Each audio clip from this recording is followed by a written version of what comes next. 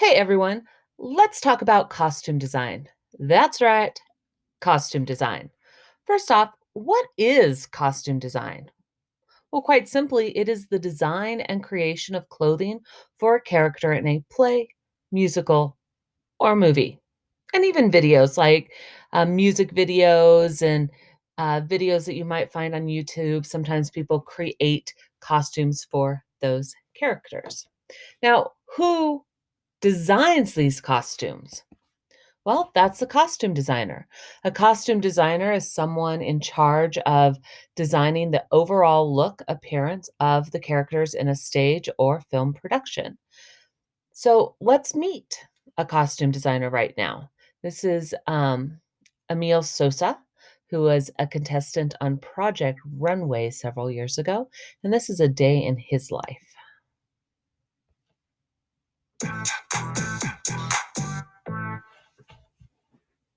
This might have a little more pizzazz.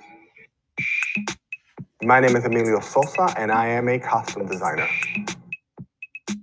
A costume designer is responsible for the look of the show, and that incorporates everything from the hair, shoes, makeup, and clothing that the actor wears throughout the show. There's no typical day in the life of a costume designer because every day is different depending on what you're doing. Some days are fitting days, which is when we are fitting the actors in the clothing. Some days are shopping days when I'm shopping for the clothing. And some days are just research days. As a costume designer, I do not work alone. I have an assistant. Then we have our tailors, you have sewers, you have artisans. I think the most important skills that you need to be successful as a costume designer is you have to have the art of collaboration. Because like I said, you don't work alone. You're always working with a team. You have a director who has a vision, and our job as a costume designer is to support that vision. You need to be able to like research, depending if it's a period piece or if it's a current piece, you have to be able to research. Also, you have to be able to handle deadlines and not stress out because it's a very stressful environment, but you always have to be cool under pressure. And I think that's the most important, attribute is not to let the job overwhelm you. I have a fashion degree. I studied fashion design in New York at Pratt Institute. So most importantly, I think for anyone in this industry, you have to really figure out how things are made. The fabric you choose is dependent on the design. Not every fabric does the same thing. So you have to have a knowledge of fabrics. One summer, I needed a summer job. And I had a teacher who taught a costume history course who knew of a company that was looking for what we call in the theater a shopper. You shop for threads, fabrics, notions, whatever you need to create a costume, that's what the shopper buys. I was 21 years old. I had never really known anything about theater. And so I always say theater chose me, I didn't choose it. But like it's been over 25 years and it's been an amazing journey. So my first big job was Top Dog Underdog under George C. Wolfe. And that was the show that brought me here to Center Theater Group for the first time many, many years ago. I've been fortunate because I love coming here. I did Porgy and Bess, Immediate Family, Father Comes Home from the War, Part 1, 2, and 3, and now Ma Rainey's Black Bottom. So I will always say, go to school, learn how clothing is made, and then go into the business. Because at the end of the day, you're making clothing for people. All right, so that's just a little look at one person's experience as a costume designer. There's a lot online. You could find out more information about different costume designers and what goes into the world that they create. All right, so now let's talk specifics about costume design. Okay, what do you do first? Well, you read the script. That's right. If you are thinking about designing costumes for something, you need to read the script. If you don't, you will have no idea what your show is about and what needs to take place in order to be successful and to design your world successfully. So once you've read the script, you need to ask yourself a series of questions. First and foremost, Who are the characters? This would include things like their name, how many characters there are, those types of basics. Then you're going to ask yourself, what do they look like? Because it's always important to know who these characters are physically. What is their race? What's their age? What kind of hair do they have? What's their nationality? There's other questions. Are they short? Are they big? Are they big?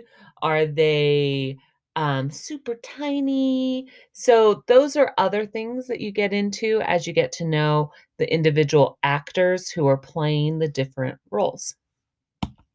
Then you need to ask yourself, what is their personality like? This is where sometimes I have you guys come up with adjectives to describe your characters because you do need to know, are they sweet and innocent or are they evil? Are they powerful or are they shy and meek? So if you have a character who is really supposed to be sweet and innocent, like Snow White here, would you want to design them with harsh lines and really powerful colors like the Evil Queen? Would you? No, you most certainly would not want to design someone who is sweet and innocent with harsh and powerful lines like the Evil Queen. You also need to ask yourself if they have a job and what is that job?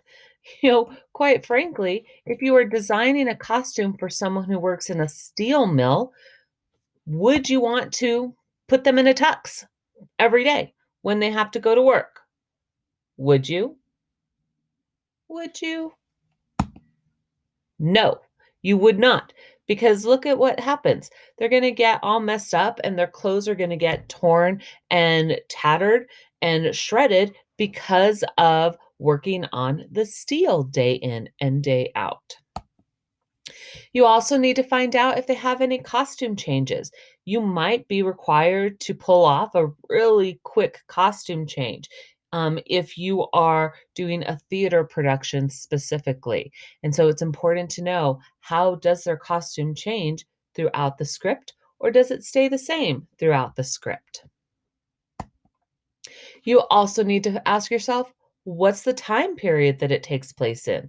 Is it a modern play? Does it take place in the 1800s? Does it take place in ancient Greece? All of those questions are extremely important because if you are designing a costume for someone who is in the 1800s and in the Victorian era, like this costume here, would you design this outfit with jeans, a t-shirt, and a cardigan? Would you? I'm asking. Would you? Absolutely not.